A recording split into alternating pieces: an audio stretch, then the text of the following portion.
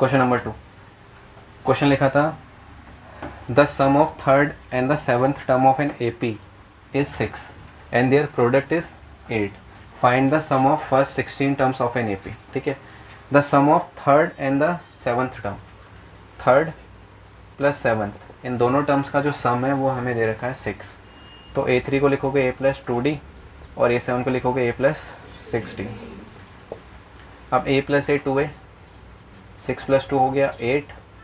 अगर डिवाइड कर देते हैं 2 से तो A ये हो जाएगा 4, ये हो जाएगा 3। यहाँ से A की वैल्यू आ जाएगी 3 - 4D, ये A की वैल्यू निकली। फिर क्वेश्चन ने कहा था फाइंड द सम ऑफ फिर क्वेश्चन में बोलता इन द प्रोडक्ट इज 8, इनको मल्टीप्लाई करके आ रहा है 8, मतलब A3 × 8 7, तो आंसर तुम्हें कितना दे दे रहा है 8। तो इसको फिर तोड़ो, A+2D, A+6D, A की वैल्यू अब रख दो 3 - 4D और बाकी 2D एज इट इज़ रहेगा।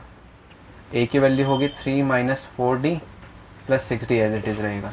ठीक, चलो तो यहाँ पे हो गया सॉल्व करके 3 ये वैल्यू बच जाएगी तुम्हारे पास -2D, ये हो जाएगा 3 + 2D = 8। अब अगर इसको ऑब्जर्व करें तो ये A - B, A + B है, यानी कि A² - B² = 8। ठीक, तो 3 का स्क्वायर हो गया 9, 2 का स्क्वायर 4 और D का D²। इसको उठा के इधर ले आओ, माइनस का 8 हो जाएगा, इसको उठा के उधर भेज दो, प्लस का हो जाएगा, तो 1 बचेगा, 4D², ये मल्टीप्लाई इधर आके डिवाइड। ठीक है, तो D का आंसर हो जाएगा 1 तो 1 का ही रूट होता है और 4 2 का, बट कितने आंसर 2 बताया था। स्क्वायर के 2 आंसर्स होते हैं, तो आंसर दोनों में चलेगा, प्लस माइनस दोनों में चलेगा, सिंगल में नहीं चलने वाला है। ठीक है, तो D की वैल्यू क्या होगी +-1/2। इसमें बहुत बार हम लोग ऐसे करते हैं कि हम सिर्फ एक D निकाल के छोड़ देते हैं, ऐसा नहीं है, हमें ना दोनों D यूज़ करने पड़ेंगे क्योंकि AP दोनों टर्म्स में चल सकती है। तो अब D की वैल्यू पहले मैं मान लेता हूँ 1/2, ये D की वैल्यू मान ली। ठीक, तो फिर अब A की वैल्यू निकालनी पड़ेगी यहाँ से, तो A था 3 - 4D, तो A की वैल्यू होगी 3 - 4 और D की वैल्यू 1/2, 2 से कट जाएगा 2 बार, तो A की वैल्यू आ गई 3 - 2, तो A की वैल्यू आ गई 1। ठीक, A आ गया, D आ गया। क्वेश्चन ने कहा था find the sum of first 16 terms, S16, तो फॉर्मूला लगाओगे n/2, 2A + n - 1 × D। n की वैल्यू 16, पहला टर्म 1 है तो 2 × 1 = 2, 16 - 1 15 और D की वैल्यू थी 1/2, तो हो गया 16/2। एलसीएम लोगे तो कितना आएगा 2 आएगा, 2 × 2 = 4 + 15, तो 16/2 19/2 कट जाएगा 8 बार 4 बार। ठीक है, कितना हो जाएगा 19 4 जा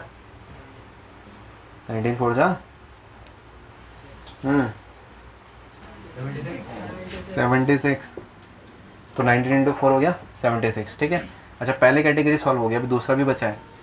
D की वैल्यू अगर -1/2 होती तो A की वैल्यू फिर बदलती। A की वैल्यू थी 3 - 4D, तो 3 - 4 - 1/2, 2 बार कटेगा, तो आंसर हो जाएगा 3 + 2 माइनस प्लस, तो A का आंसर आ गया आपके पास 5। तो S16 फिर अलग हो जाएगा, तो S16 का आंसर हो जाएगा 16/2, 2 A की जगह पे 5, N की जगह पे 16 -1 और D की वैल्यू जगह पे वैल्यू हो जाएगी हमारे पास -1/2। ये तो 8 हो गया, ये बचेगा 10, ये हो जाएगा 15/। ठीक है, 15 में से 1 घटाया, 16 में से 1 घटाया 15, -1 से मल्टीप्लाई, -15/2, सॉल्व कर लोगे तो कितना हो जाएगा 8, एलसीएम 20 - 15 5, और ये कट जाएगा इससे 5 4 जा, तो या तो सम 76 हो सकता है या फिर सम कितना हो सकता है 20, और दोनों आंसर वैलिड है क्योंकि D की वैल्यू प्लस माइनस दोनों चल सकती है। ठीक है, तो इसी का ध्यान रखना कि एक ही आंसर निकाल के मत आना। अच्छा, अब यहाँ पे ना ऑप्शनल में यहाँ पे भले लिखा है कि this is not for the examination point of view, but अगर पुराने पेपर्स उठा के देखोगे तो इस ऑप्शनल के बहुत सारे क्वेश्चन आ रखे हैं, तो ये खाली लिखा हुआ है कि not for the examination point of view, तुम्हारे एग्जाम में आते हैं क्वेश्चन। ठीक, क्वेश्चन लिखा था a ladder has a rungs of 25 centimetre apart, the rungs decreases uniformly in the length from 45 centimetre at the bottom to 25 centimetre at the top. If the bottom and the top, if the bottom rungs have two hole 1/2 meter apart, what is the length of the wood required for the rungs. ठीक है, तो तुमने ये बताना है कि total कितनी लकड़ी की रिक्वायरमेंट तुम्हें पड़ेगी अगर इस सीढ़ी को पूरा बनाने में हमें जो लकड़ी का खर्चा है. अब अगर पूरी बात करें कि कितना खर्चा आ सकता है, ठीक है, तो लकड़ी यानी कि टोटल सम, टोटल लकड़ी कितनी चाहिए, तो क्वेश्चन में चाहिए तुम्हें सम निकालना है. अब सम निकालने के लिए इसमें जो सीढ़ी है ये कुछ ऐसी है कि यार सबसे टॉप वाली से सबसे नीचे वाली जो है उन दोनों के बीच में 2 होल 1/2 मीटर का गैप है, सबसे टॉप और सबसे नीचे. ठीक, तो यानी कि इसको सॉल्व करेंगे तो हो जाएगा 5/2, मीटर को सेंटीमीटर में लेके आना तो फिर चेंज कर लेंगे. ठीक है, कट जाएगा, यानी कि 250 सेंटीमीटर.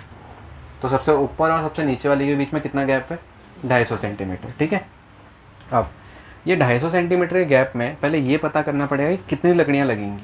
वो रंग्स की हमें बतानी कि टोटल कितने रंग्स की वहाँ पे लेंथ की वुड की रिक्वायरमेंट है. तो 1 2 3 4 ऐसे बहुत सारे लगेंगे.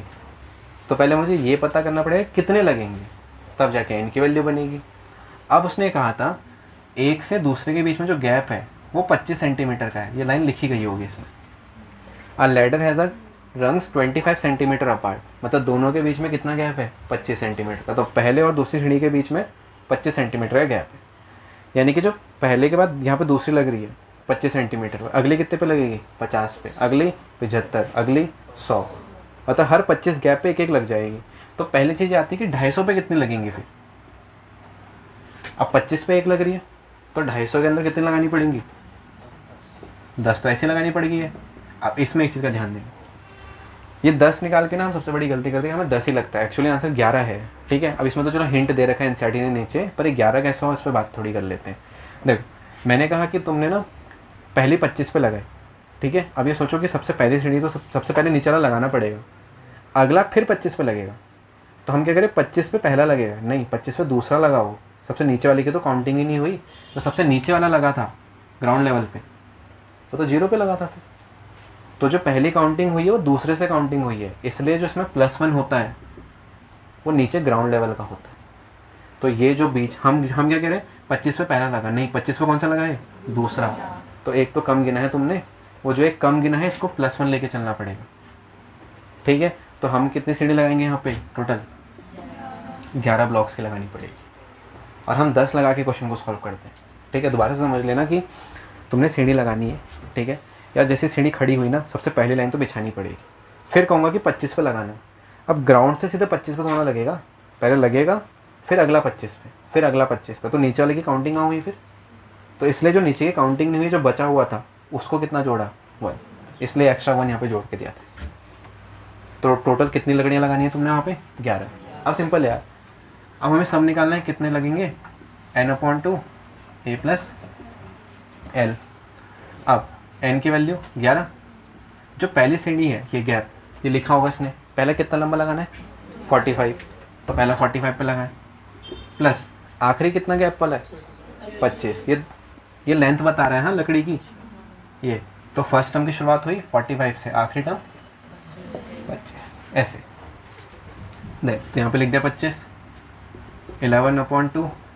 ठीक है, कितना हो जाएगा, 70, कट जाएगा, कर दोगे मल्टीप्लाई, तो 35 × 11 सेंटीमीटर इतनी लेंथ की रिक्वायरमेंट हो. सेंटीमीटर, हाँ सेंटीमीटर स्क्वायर नहीं, एरिया नहीं निकाल रहे हो, सिर्फ लेंथ बता रहे हो. तो क्वेश्चन का क्या मतलब था कि एक सीढ़ी बनानी है जिसमें हर एक लकड़ी और दूसरी लकड़ी के बीच में कितना गैप होना चाहिए, 25 सेंटीमीटर का. तो हमें टोटल कितना लंबी सीढ़ी बनानी थी, 250 सेंटीमीटर की. वो खुद ही बोल रखा उसने. ठीक है, कि सबसे नीचे और सबसे ऊपर वाले के बीच में कितना गैप है, 2 होल 1/2 मीटर का गैप क्वेश्चन ने खुद बोला. तो बस हो गया. फिर इसमें कितनी लगेंगी, 10. 25 से डिवाइड कर दिया. अगर 25 पे एक लगानी है तो 250 में कितनी लगानी पड़ेंगी, 10. लेकिन फिर एक नीचे वाली की काउंटिंग तो छूट जाती है, तो वो जोड़ के हो गए 11. बाकी फिर सम का फॉर्मूला लगा देना. ठीक, next question number 4, most important question and most confusing question भी इस चैप्टर का. ठीक है, अब इस क्वेश्चन में लिखा ये था कि हमारे पास a house of a row are numbered consecutively from 1 to 49। घरों के नंबर लिखे हैं, 1 से शुरुआत हुई है और कहाँ तक लिखे हैं 49। तो ऐसे ही बीच में 2 भी आ रहा होगा, फिर घर का नंबर 3 आएगा, फिर 4 आएगा, ऐसे चलता रहेगा। ठीक, तो ऐसी वाली एपी में जिसमें 1 से शुरुआत होती है और 1 का ही गैप होता है, बताओ 5वें नंबर पे क्या आएगा 5। 10वां टर्म क्या होगा 50वां टर्म क्या होगा, मतलब जो टर्म होगा वही नंबर भी होगा। अगर मैं कहूँ A7 7, A10 10, वो इसलिए हो रहा है क्योंकि गैपिंग बराबर है और 1 से शुरुआत होनी चाहिए। ठीक है, देन फिर क्वेश्चन ने कहा था show that there is a value of x, इसमें कोई x की एक वैल्यू है such that the sum of the number of the houses preceding the house number x is equal to the sum of the number of houses following it. कहने का मतलब यह है कि जो एक घर का नंबर इसमें बीच में कहीं पे आता है x, इनके बीच में, वो x के पीछे के घरों को जोड़ा जाए और उस x के आगे के घरों के नंबरों को जोड़ा जाए तो दोनों आपस में आ जाते हैं बराबर। तो बताओ घर का नंबर क्या है, ये बताने क्वेश्चन। ठीक, अब एपी है ये तो क्लियर है क्योंकि 1 2 3 4 है, सो ऑन चलने वाली है। तो यहाँ पे सबसे पहले इसके पीछे तक का निकालना है, 1 से शुरुआत करनी है पर x के पीछे एक कदम पीछे आना है। तो कहाँ पे रुक जाओगे x माइनस 1। अब सम निकालेंगे। ठीक है, सम का फॉर्मूला तो SN का होता है n/2 a+। अच्छा, n की वैल्यू x माइनस 1। अभी तो बताया कि अगर सब में एक एक का गैप चलेगा तो A7 और 7 सेम, तो यानी कि अगर यहाँ पे n की वैल्यू जहाँ पे AP रुकेगी वही n की वैल्यू होगी।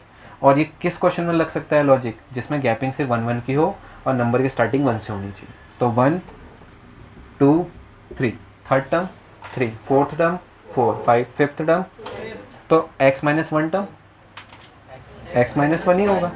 तो फर्स्ट टर्म क्या है इस एपी का 1, आखिरी टर्म क्या है x माइनस 1 और n की वैल्यू भी क्या है x माइनस 1। ठीक है, तो n भी वही रहेगा। तो इस क्वेश्चन में ध्यान से समझ लेना कि यहाँ पे x माइनस 1 तक का सम चाहिए था। क्यों? क्योंकि उसने कहा है एक घर का नंबर है x के पीछे तक का सम, तो x के पीछे कदम पीछे आ जाओ क्योंकि 1 1 का गैप है। तो यहाँ तक का जो सम है ये इसके आगे के सम के क्या होगा इक्वल। अब जो कट रहा है काट लेते हैं, ये 1 से 1 कट जाएगा, क्या आ जाएगा x minus 1 multiplied by x divided by. अब आगे चलते हैं। अब आगे वाला कॉन्सेप्ट थोड़ा ज़्यादा इंपॉर्टेंट है, पीछे तक का तो हर कोई निकाल लेता है। अब यहाँ अब इसके आगे तुम कह दो कि इसके आगे x+1 होगा। ठीक है, अब पर इसके आगे ना कितने नंबर्स हैं, कितने टर्म्स हैं, क्या पता, नहीं हो सकते। ये लॉजिक यहीं से लग सकता था, 1 2 3 4 5 6 यहाँ पे तक रुक गया। अब कहाँ पे रुका क्या पता। तो मान लो यहाँ पे नंबर आता 25। ठीक है, अब 25 के आगे कितने नंबर होते हैं 24। हो सकता है घर का नंबर आ जाए 30, तो 30 के आगे कितने नंबर बचेंगे हमारे पास 19।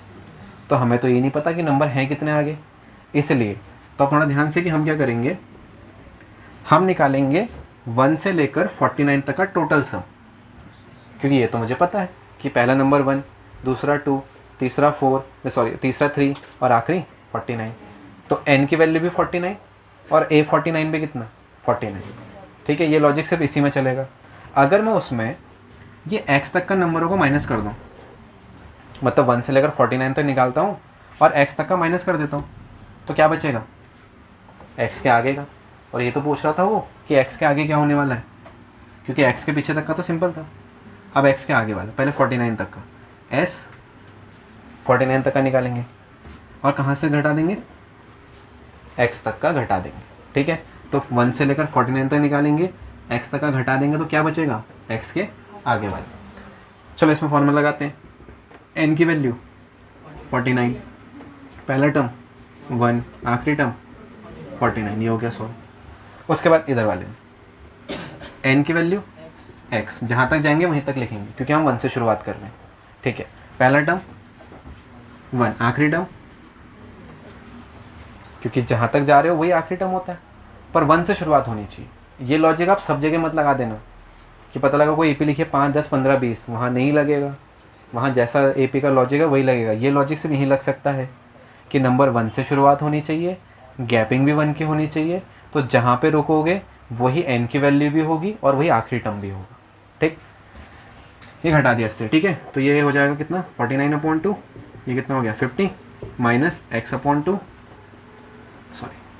ठीक है, फर्स्ट टर्म हमने रखा कितना 1 और आखिरी टर्म रख दिया x, तो हो गया आगे पीछे लिख देना x + 1। अच्छा, ये कहाँ तक का सम है?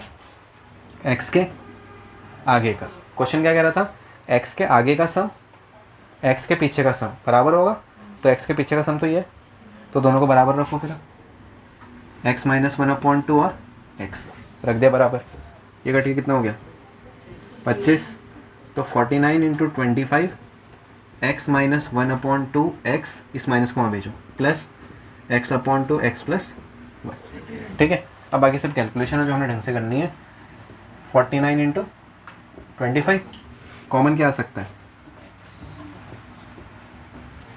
है ना? x है इन दोनों में, 2 भी है इन दोनों में, तो x/2 क्या आ गया कॉमन। पहले ब्रैकेट से क्या बचा x - 1, दूसरे ब्रैकेट से क्या बना x + 1। ठीक है, तो 49 × 25 x/2, +1 से -1 कट जाएगा, x + x 2x, 2 से 2 भी कट गया, तो 49 × 25 कितना आ गया x का स्क्वायर। मैं मल्टीप्लाई नहीं कर रहा हूँ क्योंकि मुझे पता है कि यहाँ पे स्क्वायर रूट निकालना पड़ेगा, फिर मल्टीप्लाई करके बहुत लंबा हो जाएगा वो। स्क्वायर हटेगा तो क्या लगेगा रूट, तो x की वैल्यू 49 किसका रूट 7 का 25, तो घर का नंबर क्या होना चाहिए था, मतलब उस घर का नंबर है 35, तो 35 से अगर पीछे तक का जोड़ेंगे 1 से लेकर 34 और 36 से 49 तक का जोड़ेंगे तो दोनों का सम आपस में क्या आएगा उस समय इक्वल। ये इस क्वेश्चन का मतलब, इसलिए इंपॉर्टेंट क्वेश्चन है और बोर्ड एग्जाम में आया हुआ क्वेश्चन है। तो ये ऐसा नहीं कि एग्जामिनेशन पॉइंट में लिखा है तो हम छोड़ देंगे, ऐसा कुछ नहीं है, आएगा एग्जाम में। ठीक है, तो इस चीज़ का ध्यान रखना कि ऑप्शनल जिस चैप्टर में करवा रहा हूँ उस चैप्टर में करनी जरूरी है, जिसमें नहीं करवाई उसका तो आता ही नहीं है, तो वो अलग चीज़ है, पर जिसकी ऑप्शनल करवा रहे हैं वो आती है एग्जाम में। ठीक है, तो लॉजिक यही था कि x के पीछे तक का सम x के आगे तक का सम बराबर होगा, और यूज़ तभी सेम आखिरी टर्म और n की वैल्यू सेम तभी होगी जब नंबर 1 से शुरुआत हो। इसलिए मैं यहाँ नहीं लगा पाया उसको, इसलिए मैंने क्या करा 1 से लेकर 49 तक का निकाला और कहाँ तक का रोक दिया x तक। बहुत बार बच्चे यहाँ तक रोक देते, नहीं, क्वेश्चन ने कहा था x के आगे तक का चाहिए, तो कहाँ तक का माइनस कर दोगे x तक। आगे बात समझ में? हाँ पूछ पूछ।